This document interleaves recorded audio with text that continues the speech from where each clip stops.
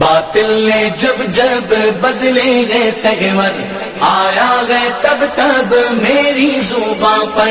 باطل نے جب جب بدلے گئے تیور، آیا گئے تب تب میری زباں پر۔ نعرہ تکبیر اللہ اکبر، نعرہ۔ جی سامعین، تو یہاں پر مولوی عبداللطیف صفدر صاحب کی آپ ویڈیو سماعت فرمائیں کہ وہ اس ویڈیو میں کیا کچھ کہتے ہیں۔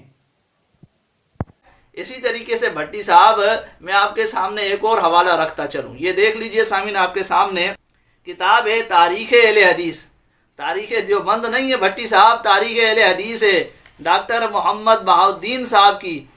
اس پر سامعین اچھے خاصے اہل حدیث حضرات کی تقریضات اور تائیدات ان کو حاصل ہیں۔ اس میں انہوں نے لکھا ہے کہ شاہ ولی اللہ رحمت اللہ علیہ کہتا ہے کہ اللہ تعالیٰ اس سے راضی ہو اور وہ اللہ سے راضی ہو کہ جمہور علماء سیدھے ہاتھ کو بائیں ہاتھ پر رکھنے کے قائل ہیں۔ بعض نے اختلاف کیا ہے، شافعی ناف کے اوپر رکھتے ہیں اور ابو حنیفہ ناف کے نیچے، اور یہ تمام واسع یعنی گنجائش ہے اس میں اور جائز ہے۔ اسی طریقے سے آگے لکھتے ہیں کہ مولانا اسماعیل شہید رحمت اللہ علیہ فرماتے ہیں کہ رکھنا ناف کے نیچے اور ناف کے اوپر دونوں مساوی یعنی برابر ہیں، کیونکہ ان میں سے ہر ایک نبی علیہ الصلوۃ والسلام کے اصحاب سے مروی ہے۔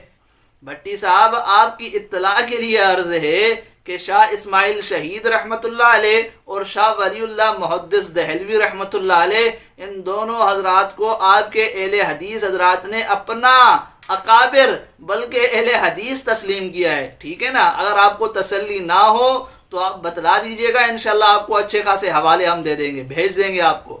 تو بھٹی صاحب، یہ عبارت بھی آپ دیکھ لیجئے کہ اس میں شاہ ولی اللہ محدث دہلوی تو کہتے ہیں کہ ناف پر یا ناف کے نیچے، سینے کا کوئی ذکر نہیں، ٹھیک ہے نا، ناف پر یا ناف کے نیچے ہاتھ رکھنا جی سامعین، تو آپ نے ویڈیو سماعت فرمائی کہ وہ ایک کتاب اسکرین پر دکھا رہے ہیں، تاریخ اہل حدیث ڈاکٹر صاحب کی۔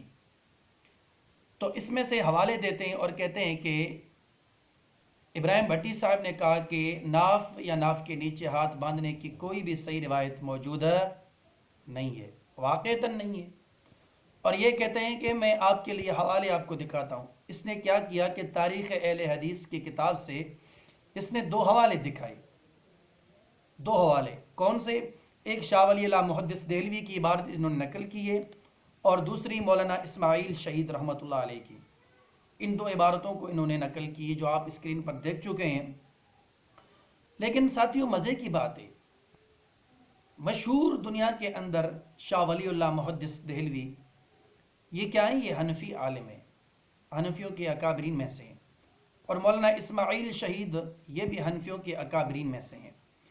لیکن مجھے بات سمجھ میں نہیں آئی کہ انہوں نے آج ان سے برات کا اعلان کیسے کر لیا کہ یہ اہل حدیثوں کے اکابرین میں سے ہیں۔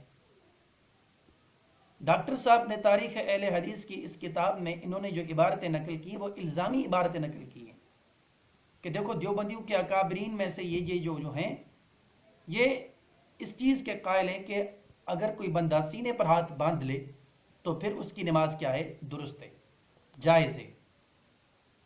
تو انہوں نے کیا کر دیا؟ اب ان عبارتوں کو توڑ مروڑ کے غلط پیش کیا، اب اپنے اکابرین کے حوالوں کو کن پر تھوپ لیا؟ اہل حدیثوں پر۔ افسوس ہو رہا ہے صفدر صاحب، بہت افسوس ہو رہا ہے آپ کی ساتھ پر۔ پہلی بات یہ ہے کہ آپ ایک کام کریں، آپ ایک ویڈیو ریکارڈ کریں اور اس ویڈیو کی ریکارڈنگ میں آپ یہ کہیں کہ شاہ ولی اللہ محدث دہلوی اور مولانا اسماعیل شہید، ان دونوں سے میں برات کا اعلان کرتا ہوں، یہ حنفیوں میں سے نہیں ہے۔ آپ ان سے برات کا اعلان کر کے ہمیں ویڈیو ارسال کریں، پھر ہم آپ کو جواب دیں گے آگے انشاءاللہ۔ لیکن اسی کتاب میں ایک اور حوالہ بھی تھا جو انہوں نے نہیں دیا۔ آپ ان کو پتا تھا کہ آگے کیا ہونا ہے۔ آپ دیکھ سکتے ہیں اسکرین پر کہ اسی کتاب میں مولانا اسماعیل شہید کے بعد کی جو عبارت ہے وہ مولانا رشید احمد گنگوئی صاحب کی عبارت ہے جو انہوں نے ہضم کر لیا۔ افسوس ہے، ویسے افسوس ہے۔ اہل حدیثوں نے شاہ ولی اللہ محدث دہلوی کو رحمۃ اللہ علیہ کہا یا اسماعیل شہید کو کہا تو ان کی خدمات ہیں، وہ آپ کی طرح نام نہاد حنفی نہیں تھے۔ تو اللہ پاک آپ کو حق سچ سمجھنے کی توفیق عطا فرمائے۔ ہم اس چیز کا انتظار ضرور کریں گے کہ آپ ان دونوں سے برات کا اعلان کب کرتے ہیں، پھر مزید ہم آپ کو انشاءاللہ جواب دیں گے کہ یہ کون تھے۔